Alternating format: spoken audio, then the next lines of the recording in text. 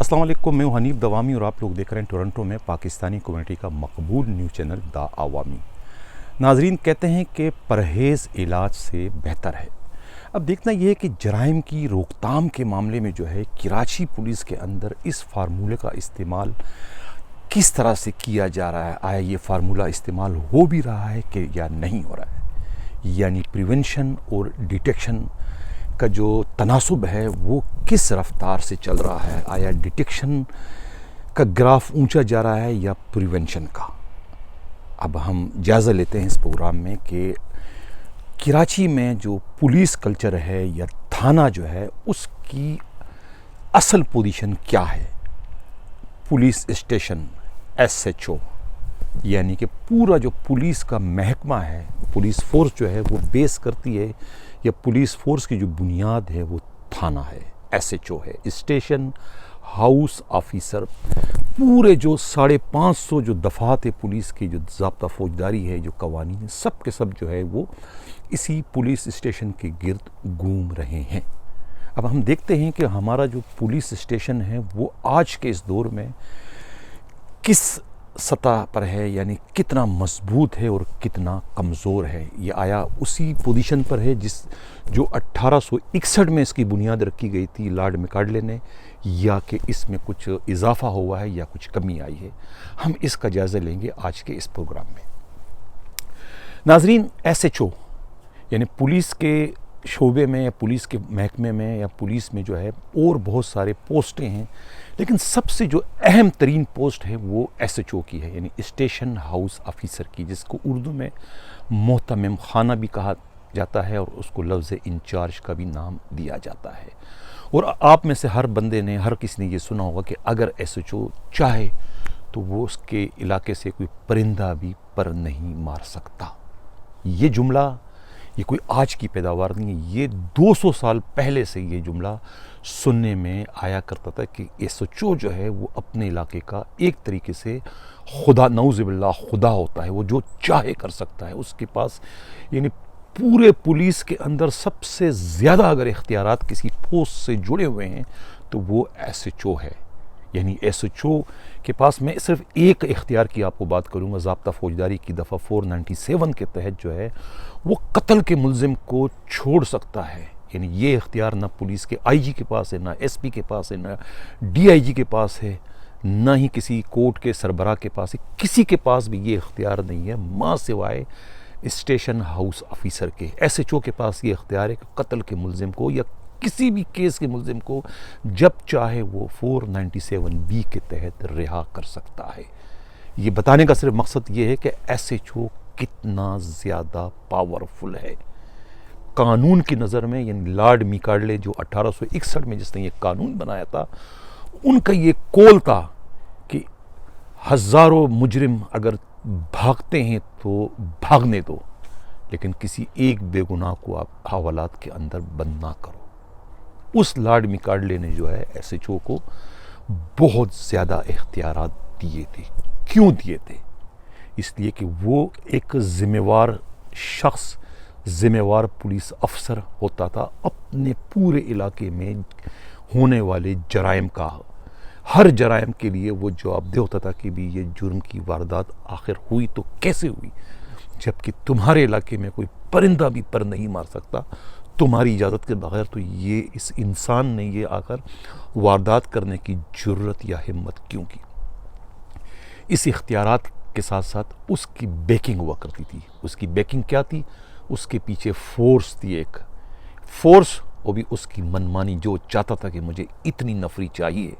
नफरी उस ज़माने में जो है वो 650 अफराद अगर एक इलाके में रहते हैं तो उस पर उन्होंने एक सिपाही की पोस्टिंग लाजमी करनी होती थी। यानी कि अगर आपके पास जो है वो 1300 लोग रहते हैं तो 2 सिपाही होंगे, 650।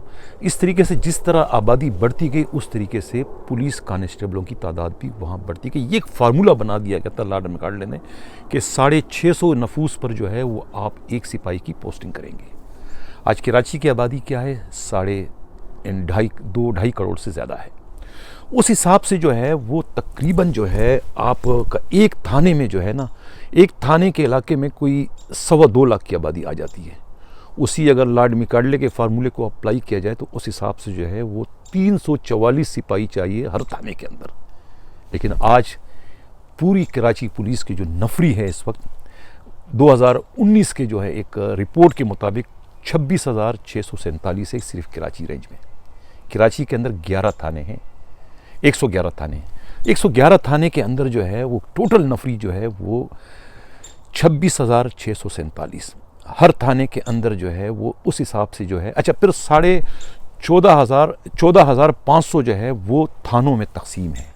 14,500 पुलिस एहलकारों की तकसीम जो है वो 111 थानों में है और इस हिसाब से जो है वो हर थाने में जो है 130 के हिसाब से एहलकार की तकसीम होती है। और एक शिफ्ट में अगर 12 घंटे की आप शिफ्ट रखते हैं तो एक शिफ्ट में 65 पुलिस एहलकार हर थाने को मिल रहे हैं। अब क्या ये 65 पुलिस एहलकार काफ़ी है जराइम के हिसाब से? बिल्कुल भी नहीं। यानी हैरत की बात यह है कि प्रिवेंशन जो कि डिटेक्शन से ज़्यादा अहम है। अगर आपकी प्रिवेंशन यानी इंसदाद ज़्यादा होगा तो आपको डिटेक्शन की ज़रूरत नहीं पड़ेगी। लेकिन यहाँ उल्टी गंगा बह रही है कि आपने प्रिवेंशन में तो लोग कम रखे हैं, डिटेक्शन में आपके लोग ज़्यादा है, हालांकि उसकी ज़रूरत नहीं है। यानी परहेज़ इलाज से बेहतर है। अगर आप परहेज़ करोगे, परहेज़ का मतलब क्या हुआ? प्रिवेंशन। आपकी इंसदादी कार्रवाई SHO की ज़्यादा होगी तो ये फिर आपको डिटेक्शन की ज़रूरत नहीं पड़ेगी। अगर पड़ेगी भी तो बहुत कम और इन पेचीदा केसों में जो कॉम्प्लिकेटेड केसेस होंगे उसमें आपको इन्वेस्टिगेशन की ज़रूरत पड़ेगी। लेकिन यहाँ क्या है, इन्होंने चेन ऑफ कमांड को फैला दिया है। टेलीफोन की तार को आप जितना फैलाओगे ना उससे मसाइल पैदा होंगे, मसाइल हल नहीं होंगे। डायरेक्ट डीलिंग होनी चाहिए। SHO, SP, DIG, बस। यहाँ एक SHO, DSP, SP, SSP, DIG, SCCPO, additional IG, यानी कि इतनी लंबी आपने चेन ऑफ कमांड, जितना चेन ऑफ कमांड को आप तूल दोगे तो उतना जो है उसमें खम आएगा और उतने मामलात आपके ख़राब होते चले जाएंगे। और यही इस वक्त अलमिया है कराची पुलिस का कि कराची पुलिस में आपने चेन ऑफ कमांड को तो बढ़ा दिया है लेकिन जो आपकी बेस है ना वो कमज़ोर है। अगर जड़ कमज़ोर हो और उसके यानी कि आपकी बुनियाद कमज़ोर, उस पर अगर आप लंबी चौड़ी इमारत तामीर करोगे तो इमारत जो है वो ज़्यादा देर तक कायम नहीं रह सकेगी, वो ज़मीन बोस हो जाएगी। ये हाल जो है इस वक्त पुलिस का है कि थानों में नफरी नहीं है लेकिन यहाँ आपने जो है CIA सेंटर को भर दिया है, यहाँ आपने RRF को आपने भर दिया है, यहाँ जो है आपने सिक्योरिटी जोन में स्टाफ की भरमार कर दी है। यानी इतना बड़ा हमला है आपने पुलिस का सब जगह फैला दिया। लेकिन जो बेसिक काम है यानी पुलिस स्टेशन, हर किसी की तान जाकर टूटती है पुलिस स्टेशन पर, चाहे कोई सियासी मामला हो या कोई हसास मामला हो, मजहबी मामला हो, मुकदमा या FIR जो है उसने थाने में ही जाके दर्ज होना है। यानी कि अगर आवाम के सबसे पहले अगर आवाम का मसला होता है या पुलिस से जब उनका वास्ता पड़ता है तो पुलिस का जो विंडो है, पुलिस का जो डोर है वो पुलिस स्टेशन है। पुलिस स्टेशन जो है वो वीरान है, वहाँ पर स्टाफ की कमी है। लेकिन दूसरे जो ऑफिसेस है वहाँ पर आपने स्टाफ की भरमार कर दी। आखिर इसकी वजह क्या है? इस सिलसिले में हमारे नुमाइंदे हमराज राही ने जो है बहुत सारे सीनियर पुलिस अफसरों से जब इस सिलसिले में उनकी राय ली, उनका ये कहना है कि ये असल जो पुलिस का जो वर्क है वो पुलिस स्टेशन में ही होता है। जितनी भी नफरी, जब भी नफरी में कमी और उसके बाद उसके बढ़ाने का मुतालबा होता है तो बुनियाद या जवाज़ यही पेश किया जाता है कि हमारे थानों में अमला नहीं है, नफरी कम है, नफरी कम है। उस जवाज़ की बुनियाद पर जो है हुकूमतें जो है नई नई वैकेंसियाँ और नए नए लोग अपॉइंट करते हैं, भरमार हो जाती है। जब वो भर्ती होकर ट्रेनिंग करने के बाद आते हैं फील्ड में तो उनके बाद उनकी पोस्टिंग जो है थानों में नहीं होती, बल्कि वो कभी सिंध रिजर्व फोर्स उनको भेज दिया जाता है, कभी वो SSU के हवाले कर देते हैं, कभी जो है वो RRF के हवाले कर देते हैं। दूसरी जो हज़ारों जो इनकी दूसरी सैकड़ों ब्रांचें इन्होंने बना चुकी है, गैर ज़रूरी ब्रांचें, वहाँ पर इनकी भरमार कर देते हैं। वहाँ होता क्या है? वही खांचा। यानी कि आपने अगर हेडक्वार्टर में 2000 बंदों की आपने वहाँ खपत कर दी तो वो वहाँ होता क्या होता है? वहाँ पैसे लेकर उनको वीज़े पर या आधे पर उनको छोड़ दिया जाता है। यानी जिस बुनियाद पर, जिस वजह से आपने उनकी भर्तियां की थी कि थानों में उसकी भरमार होगी, वो थानों में आप उनको नहीं भेजते। और थाने का एसएचओ वही रोता है कि एक एसएचओ मीठादर है, खारादर है, उसके इलाके में 70 बैंकें हैं। अभी 70 बैंकें हैं, उसके बाद तो टोटल अमला ही 65 का है, तो 65 में वो 70 बैंकों को कैसे कवर करेगा? Impossible, impossible. दूसरे वीवीआईपी मुकामात है, वहाँ पर उसको कैसे कवर करेगा? नामुमकिन है। एसएचओ रोते रहते हैं हमेशा कि भाई हमारे पास स्टाफ कम है, अमला कम है, ये कम है, फलाना कम है, मोबाइलों में नहीं है, यहाँ पर नहीं है, पिकेट में नहीं है। ये वजह क्या है? भाई आप थानों में क्यों नहीं स्टाफ देते हैं? उनकी मर्जी के मुताबिक अमला क्यों नहीं बढ़ाते? एसएचओ को आपने क्यों कमज़ोर किया है? एसएचओ कमज़ोर होगा, थाने वीरान होंगे, तो पुलिस में जो है वो जराइम को रोकने की सख्त नहीं होगी, यानी परहेज़ नहीं होगा, बीमारी बढ़ती जाएगी और आप पे डिटेक्शन करते रहोगे। भाई इतनी बड़ी नफरी है, 44,000 की नफरी है कराची रेंज में। वो 44,000 में से सिर्फ आपने जो है 14,500 पुलिस वालों को जो है वो आपने थानों में रखा है। बाकी नफरी कहाँ है? क्यों इन बड़े बड़े अफसरों को आपने इतने बड़े बड़े स्क्वाड दे रखे हैं?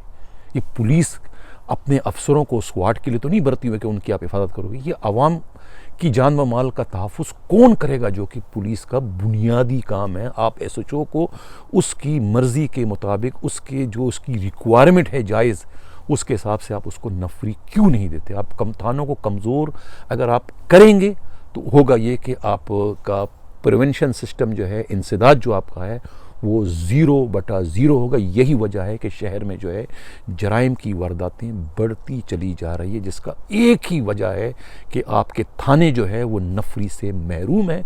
ऐसा लगता है कि दीदा दानिस्ता थानों को नफरी से महरूम रखा जा रहा है, ताकि जो नफरी इन्होंने थोक के हिसाब से जो हेडक्वार्टर में है और एसएसयू में है और सिक्योरिटी जोन में है, आरआरएफ में है, यहाँ आपने आखिर सिंध रिजर्व फोर्स में उसको रखने का फ़ायदा क्या है, मकसद क्या है?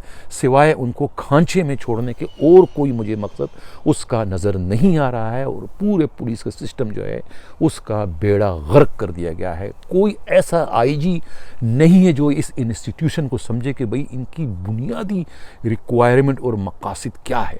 सीसीपीओ कराची गुलाम नबी मेमन ने चौकियाँ तो ये कहकर ख़त्म कर दी कि ये चौकियाँ जो है जराइम के अड्डे हैं, जराइम यहाँ से पलते पुलते हैं, आपने चौकियाँ ख़त्म कर दी। लेकिन आपने उस अमले को भेजा कहाँ पर?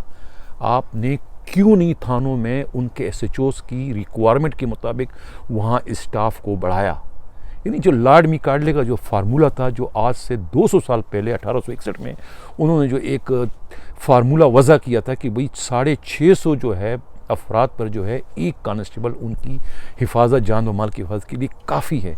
उस हिसाब से अब हर थाने में जो है 2.25 लाख की आबादी बनती है। अगर कराची की आबादी को आप 2.5 करोड़ समझ लेते हैं, तो उस हिसाब से जो है वो कम से कम 344 सिपाही चाहिए हर थाने में। किसी एक थाने में भी 344 क्या, 200 सिपाही भी नहीं है। यानी मुश्किल से किसी में 130 है, किसी में 100 है, किसी में 90 है, किसी में 120 है। ये क्या मजाक है यार? क्यों ये आईजी साहब, आपको ये मेरी बातें समझ में नहीं आ रही है? सीसीपीओ साहब, क्या आप इतना, ये कोई मैं इतनी लंबा आपको फ़लसफ़ा तो नहीं बयान करूँ, कोई लंबा कोई रॉकेट साइंस तो नहीं है। एक सीधी सीधी मैं आपको बात बता रहा हूँ कि भाई ये आप अपने एसएचओस की ये रिक्वायरमेंट आप क्यों नहीं पूरी करते? आप थानों को जो है वो आप क्यों नहीं मजबूत करते हैं? थानों को आप क्यों नहीं स्ट्रॉन्ग करते हैं? एसएचओ को आप क्यों इस काबिल नहीं बनाते कि वो ये कह सके कि कोई परिंदा भी मेरी मर्जी के बगैर मेरे इलाके में पर नहीं मार सकता? आप उसको उसके वसाइल तो दें। जब आप उसको वसाइल दें तो फिर आप उससे ये कहें कि आप ये साबित करें कि आपकी मर्जी के बगैर कोई परिंदा पर नहीं मार सकता। अब जब आपने उसको मफलूकुल हाल रखा है कि उसके पास अमला ही नहीं है, तो उससे आप फिर क्या इंसदाद का काम लेंगे? आप उससे कैसे कहेंगे कि आप प्रिवेंशन करें? आपको तो चाहिए कि 85% अमला जो है वो प्रिवेंशन पर खर्च करें और 10% या 15% जो है डिटेक्शन पर करें। और ये क्या, मैं यहाँ कनाडा में रहता हूँ, अमेरिका में, वैसे सब जगह आप जाएँ, कभी भी बाजमा 6 पुलिस वाले इकट्ठे के भी मोबाइल पर नहीं जाते। यहाँ एक या बहुत ज़्यादा 2 जाते हैं। 6 पुलिस वालों को आप एक मोबाइल पर जब बेचते हो किसी इलाके में, तो उसका मतलब क्या होता है? वो मोबाइल ही अपनी खौफ का या अपनी बुज़दिली का चलता फिरता इश्तिहार बन जाती कि यार ये बेचारे 1-2 नहीं जा सकते, इनको ख़तरा है। आप 1-2 को भेजवाने की कोशिश करें।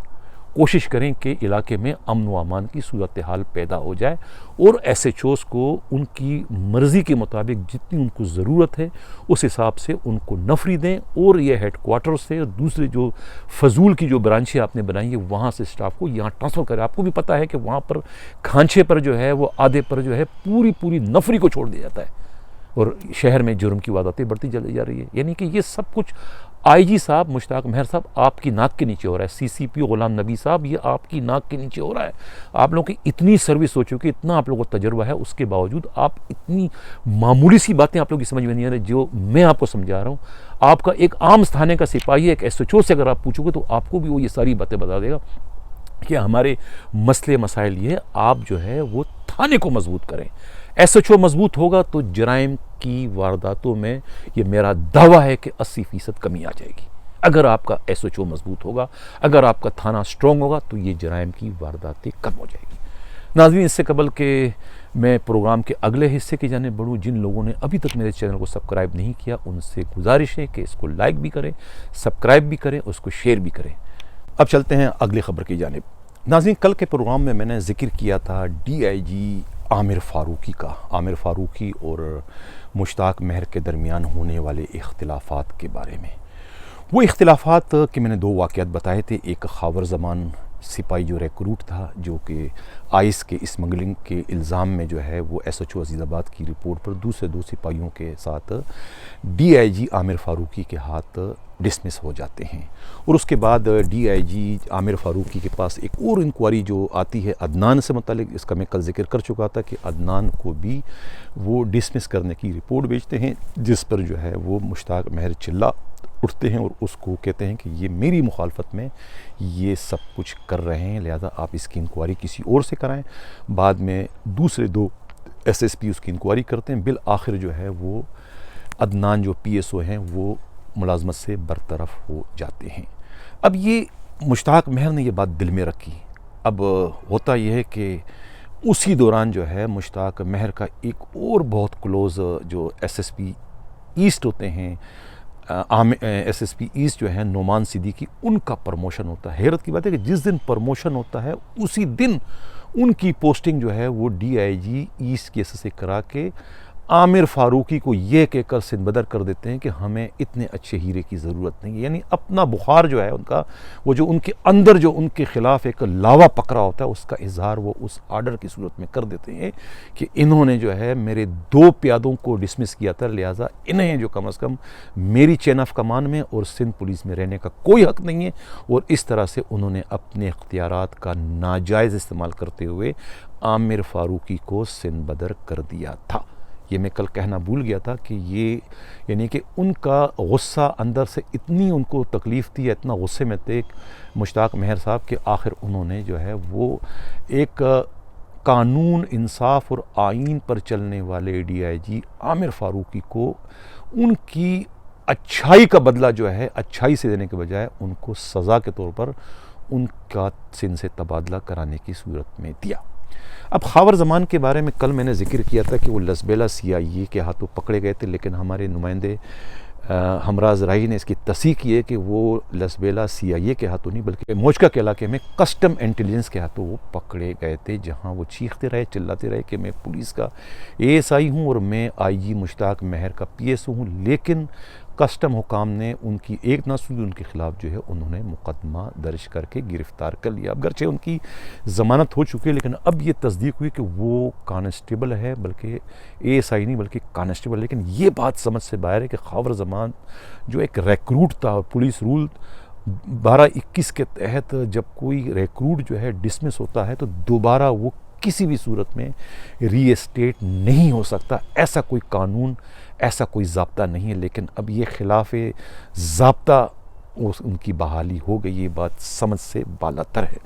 इस सिलसिले में एक और मैं ये बात अर्ज़ करता चलूँ कि ये जो अदनान है IG के जो PSO, इनके ख़िलाफ़ जो इंक्वायरी शुरू की थी या जो इंक्वायरी जो बनी थी, जो जवाज़ बना था इंक्वायरी का, जो अदना अपना आमिर फ़ारूकी DIG ने की थी, वो माही गाड़ी पुलिस चौकी है जो अब ख़त्म हो चुकी है मंगोपीर में। ये एक ज़माने में जो है ये माही गाड़ी चौकी जो है पुलिस चौकी, ये बॉर्डर लगता है उसका बलूचिस्तान के। यहाँ से स्मगलिंग बहुत ज़ोरों पर हुआ करती थी, यानी स्मगलिंग का एक तरह से मरकज़ था। यहाँ पर जो है ASI शहरबाज जो थे वो चौकी इंचार्ज थे, और इनकी पोस्टिंग जो है अदनान ने ही करवाई थी जब मुश्ताक महर CCPO हुआ करते थे। तो यहाँ से सारी स्मगलिंग जो है वो हुआ करती थी, और उससे अच्छा खासा एक बहुत बड़ा बत्ता जो है वो इनके पास आया करता था। ये भी एक असल में जो अदनान के ख़िलाफ़ जो तहकीकात की जो बुनियाद थी या शुरुआत थी, वो इस चौकी माही गाड़ी पुलिस चौकी से ही शुरू हुई थी, जिसके बाद आमिर फ़ारूकी ने उनकी मज़ीद तफ्तीश की, तहकीकात की, तो तहकीकात में सारे जराइम साबित हुए, जिस पर उन्होंने उनकी बरतरफ़ी की सिफारिश की थी, जो बाद में मुश्ताक महर उस पर चीखे कि नहीं इनसे ना कराओ, किसी और से कराएं। लेकिन बाद में बिलाखिर जो है आमिर फ़ारूकी की ही रिपोर्ट पर जो है बाकी 2 SSPO ने उसको इंडोर्स किया और कहा कि उनकी रिपोर्ट बिल्कुल सही थी, और उस रिपोर्ट की रोशनी में ही वो डिसमिस कर दिए गए थे। नाज़रीन, चलते हैं प्रोग्राम के आखिरी हिस्से की जानिब।